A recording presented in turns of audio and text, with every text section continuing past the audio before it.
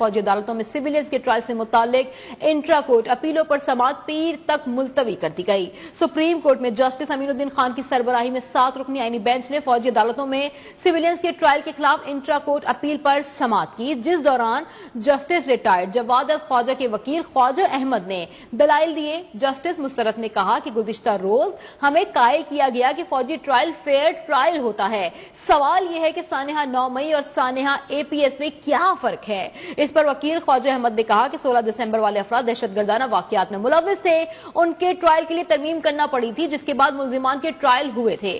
افواج پاکستان کے سول ملازمین پر آرمی ایکٹ کا اطلاق ہوتا ہے۔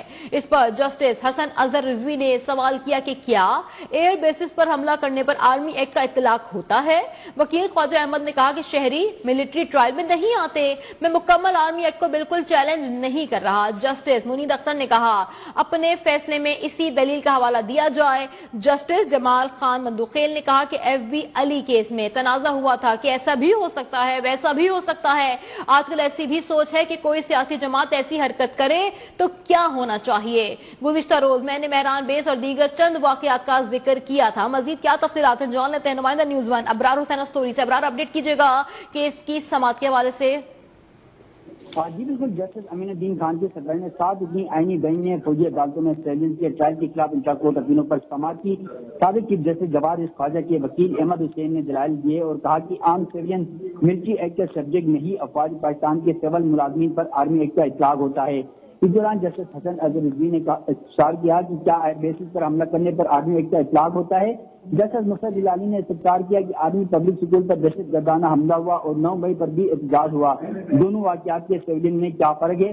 وکیل احمد حسین نے جواب دیا کہ آرمی پبلک سکول پر دہشت گردی کا حملہ ہوا، APS واقعے کے بعد 21ویں ترمیم کی گئی۔ اس دوران جسٹس مصطفیٰ جیلانی نے نماز میں کہا کہ APS میں سارے سویلین بچے مارے گئے۔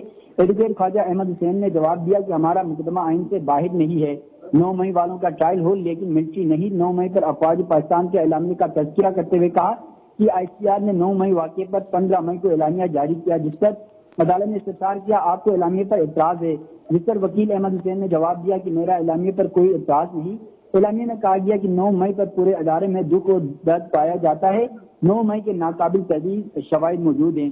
کور کمانڈر اجلاس اعلامیے کے بعد ملٹری ٹرائل میں فیئر ٹرائل کیسے مل سکتا ہے؟ اس دوران جسٹس امین الدین خان نے جماعت میں کہا کہ ہمارے سامنے بھارتی جاسوس کلبھوشن یادو کی مثال موجود ہے، کلبھوشن یادو کیس میں صرف افواج پاکستان ہی متاثر نہیں ہے۔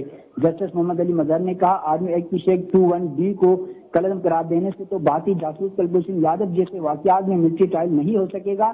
اس دوران جسٹس حسن اظہر رضوی نے استفسار کیا کیا مستقبل میں اگر کوئی ملک دشمن جاسوس پکڑا جائے تو اس کا ٹرائل کہاں ہوگا؟